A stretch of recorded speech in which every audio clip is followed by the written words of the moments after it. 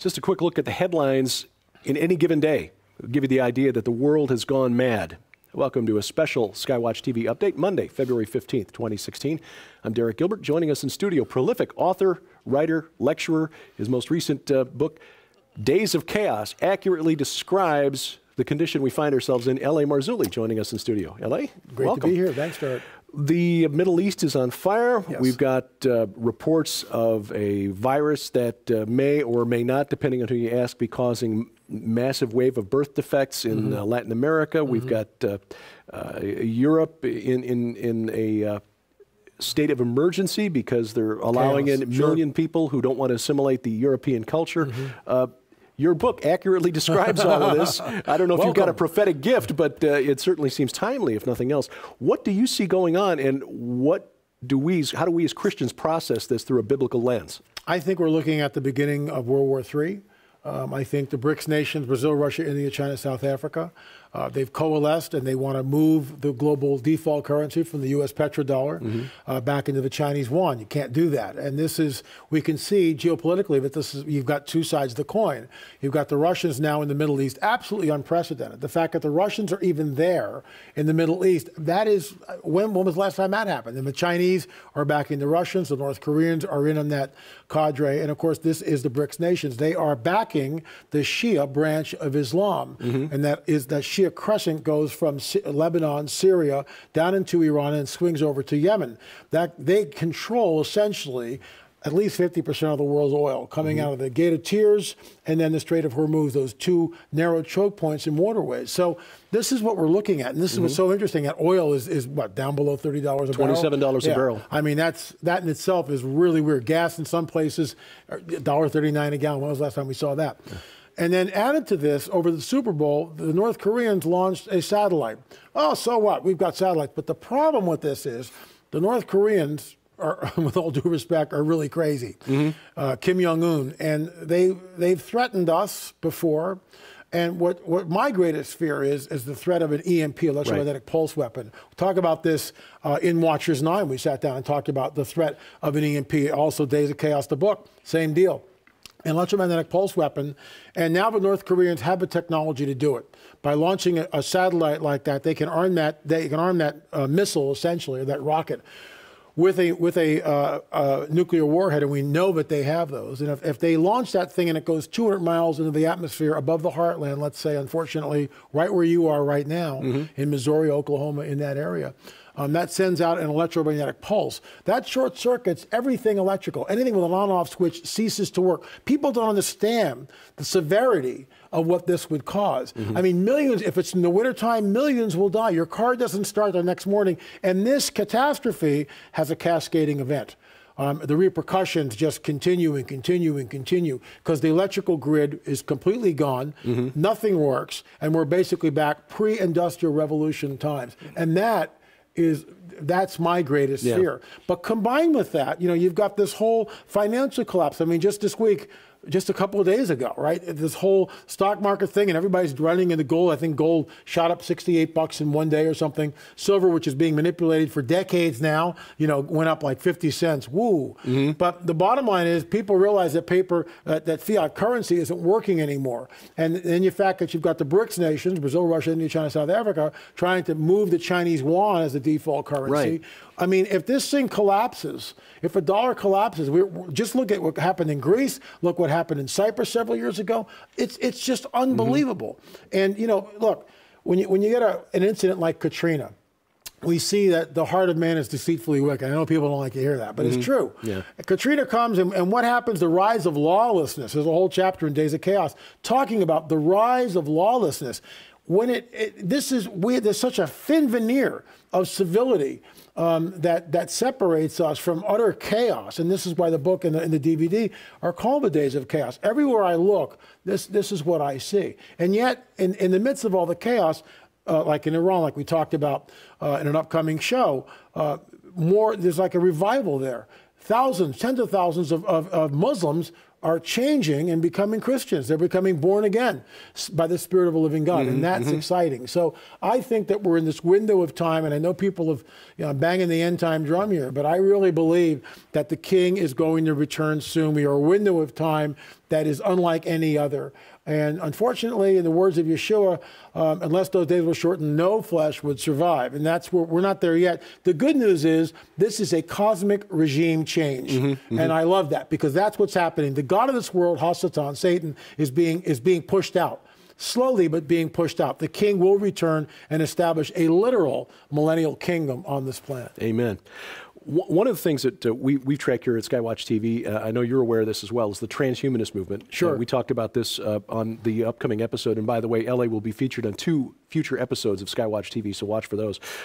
The drive to radically extend human life, or perhaps even achieve immortality through change in our genetic code, by merging our biology with technology, enhancing our cognitive abilities with by blending our biology with artificial intelligence.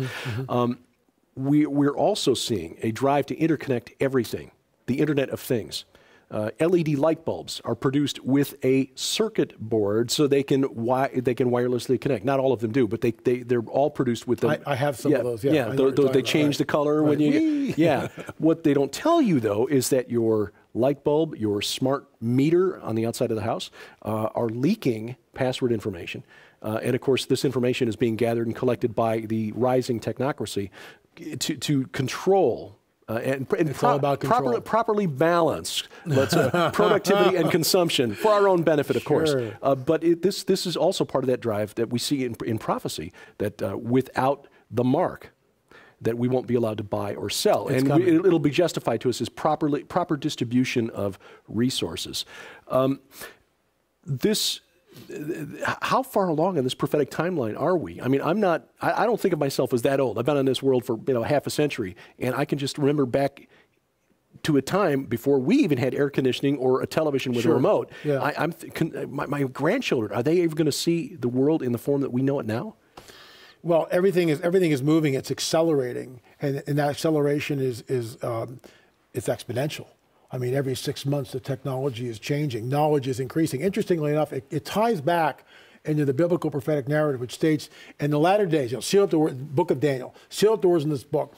In the latter days, the end times, men will run to and fro over the face of the earth. When you look at that, you go, that's preposterous. And yet, we've got planes and supersonic planes and satellites and everything else. We've got, with the internet and the connectivity that we have through that, we see when the Fukushima earthquake happens, 9.1, we watch the tidal wave come in. We watch that in real time. Real time. We just, munching the popcorn. Oh, look, that guy didn't make it. I mean, but that's where we are as a culture. And then knowledge will increase. And we are here. If this isn't it, I'll shave my head and become a Buddhist. I mean, I say that, tongue in cheek. The signs are here. And it's all firing on all 8 cylinders. And what bothers me is there's sections of Christendom which won't even look at the biblical prophetic narrative. And yet we know that at least 1/3 of the Bible is prophetic in nature. And yet, I've been to churches, and some of those churches for years, and tithe there and work there, not a word about prophecy. And yet, when we see happening over in the Middle East, specifically around Israel, we see the rise of anti-Semitism. That in itself is unprecedented. I haven't seen this since what happened right around in the 30s with Hitler. The rise of Semitism, it's a global, and that, in my opinion, is being fueled by a supernatural power. A supernatural force is behind the virulent anti-Semitism, which has become a global phenomenon, in my opinion. At the beginning of the year, there was an article published in the New York Times about the gentleman who was in charge, the general in charge of our operations in the Middle East, General Nagata, who said that we can't get a handle, we can't understand what is motivating the Islamic State.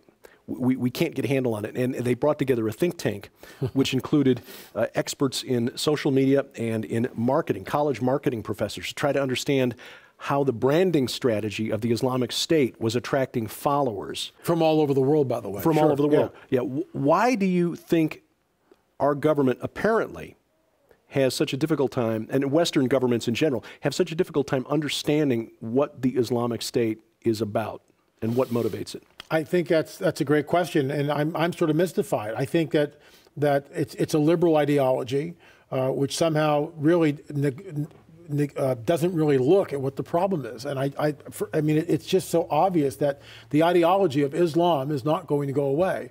And once these people become radicalized, like ISIS or ISIL, depending on, which name you want to use, because the original name, ISIS talks about the Islamic State of Syria and the Levant, ISIL. Right. And the Levant is Israel, and that's the goal. The Muslim Brotherhood, the same thing. That's the goal. And it amazes me how they have to have a think tank. All one needs to do is just look at what these people are saying. Look what Safwat Higazi is saying, this fiery imam from the Muslim Brotherhood, when Morsi was running. We will set up a caliphate, and the capital of that caliphate will be in Jerusalem. And he states it emphatically. I mean, no, he's not trying to, pussyfoot around the thing. I mean, he's just like, the caliphate, the capital of the caliphate will be Jerusalem. Same thing with the Iranians. They're talking about, getting Tel Aviv, eradicating the Jews. ISIS, the same thing. I mean, it's radical Islam and the jihadis have one goal, and that is world domination through some sort of a caliphate. What's interesting, the Saudis are trying to establish a caliphate by creating madrasas and funding and giving millions of dollars to our universities to start courses on Islamic studies. And they come in the back door that way. The Iranians are doing the same thing with their proxy, and certainly in Lebanon, certainly in Syria, and now in Yemen. It's the whole Shia crescent, which we see burgeoning. And then you've got the dreams of a caliphate by ISIS. I mean, they're all vying for the same thing. It doesn't take a rocket scientist to figure out what is happening. You can just read their magazine. They're telling you. Just read what's going on, and you know that there's a undercurrent here, and that is to establish a worldwide, global Islamic state. That's what they want. And yet we keep hearing from Western government officials who believe that's not what they want. No, what they want is jobs. Yeah, nonsense. And a jobs program will solve it all. It's like trying to figure out why the car won't run, and by changing, well, maybe if we put in a different type of fuel, the car will run, ignoring the fact that there are no wheels on the car. That's why they can't. Yeah. There you go. L.A. Marzulli is the author of the new book, Days of Chaos, Watchers 9, Days of Chaos, the most recent entry in the excellent Watchers DVD series. L.A., where do people follow your work? LAMarzulli.net, also ppsreport.com. That's our new TV show, which we're just about launching right now. LAMarzulli.net, ppsreport.com. And they can avail themselves of daily updates and all sorts of goodies. And keep your eyes on SkyWatch TV, because he will be a guest on future episodes of SkyWatch TV, and we'll have some special offers on some of LA's work then. In the meanwhile, we thank you for watching as we keep watch. I'm Derek Gilbert, and this is SkyWatch TV.